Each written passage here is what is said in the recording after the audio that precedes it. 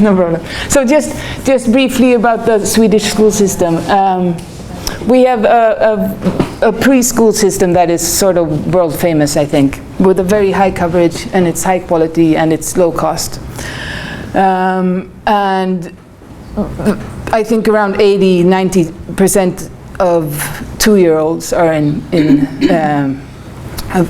at least part-time daycare. So that would be 20 to 30 hours a week for those young kids, because mothers are working already when kids are that young.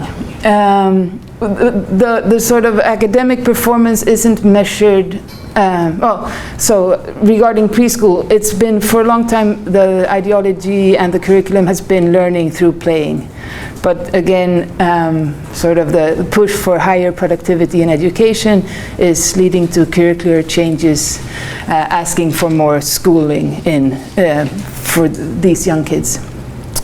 Similarly, we don't have formal measurements of performance until mid-school, when children are age 12. So that's, I think, kind of late, and most likely it's also going to change because we want to, be able to measure achievement earlier in order to enhance productivity. And one of the arguments for earlier performance measures is also that if children are measured first at age 12, they don't get support until after age 12. So compared to the Finnish system, which you might know are really good at giving support to a lot of kids from really early ages, so there's no stigma, and it's when the children need it, before they started failing in school. Sweden is sort of the opposite, and I think we share that with a lot of countries, that it's just when we realize that these kids are going to fail in school, we're not even going they're not going to be able to apply to gymnasium. That's when we start helping them, and those kids are so deep into their failure that it's very tough. So the first decisive tracking is at age 15. So I would say that many of the structural features of the Swedish school and the Swedish curriculum has been sort of allowing children to be children and trying to make social class differences important as late as possible. And some of these changes are now being these features are being rolled back. And we have an increasing school segregation by parental education and income, and migration status, driven mainly by housing segregation. So children are put in school according to where they live, and we live very separately. So we were talking about school as such a big problem. I think I'd say it's every other day. I think students are surprisingly happy at school, and then the other day I'm really worried about those 10% that aren't. But today aren't they quite happy? So the top blue line is, these are trends from the Board of Education survey, and starting in the year 2000 and ending in 2018. So in 2006, 80% of children said in most or all classes the atmosphere is nice and positive. And the trend is sort of flat, and then it goes down a bit, but that's just between 2015 and 2018, so it might go back up. And still 70% says in most atmospheres is nice and positive. I mean, I don't know if we would say that about our workplaces, perhaps, but we're in university, we're highly select. And then we have the yellow line, which is a bit more depressing, and perhaps, and that is school makes me want to learn more. So that's one of the main goals of the Swedish school system. It's stated in the first paragraph that they should get a longing for more lifelong learning, but that's around a bit less than 50%.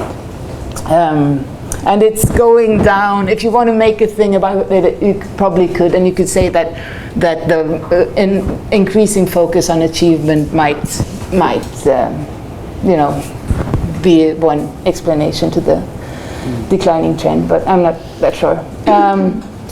Similarly, about half think that most or all teachers can make them interested in their subjects. That's fair, right? Or maybe not. I don't know. I don't know really what we would expect. It's not a success, but I mean they're forced to be in school and they are bullied for having knits, and they, you know, there's so much going on, and still they don't hate it. And then we have stress, where around 2015, and then a steep increase between 2012 and 2018, saying I feel stressed at school every day or once a week. Sorry, what is happiness? So these lines, the dotted lines, are light problems with worries, fear, or anxiety, self-reported by girls, is a blue line, and the orange dotted line is boys. So that's where it's kind of high. And if we had longer series, it would be a clear increase. So among girls, it's like 50%, and perhaps increasing in the later period. And among boys, as in most countries, I guess, lower, but still quite prevalent. But even when self-reported, they don't have a problem saying these aren't severe. My problems are not severe. And the figures that I'm showing now and on the next slide are from national agencies, but they were printed in a report from one of the organizations for improving mental health, is that, yeah? And prevention of suicide. And I find it quite interesting because many of the anti-bullying organizations and the national agencies are showing these figures as we need to panic. But this organization were saying we need to deal with this much more cleverly, because otherwise they have no protection against suicide. If they're not taught that anxiety, worries, and fears, when they're light, are part of life, then we can't help them when they move into the severe problems, or if they might be starting in severe problems and moving into the real depressions and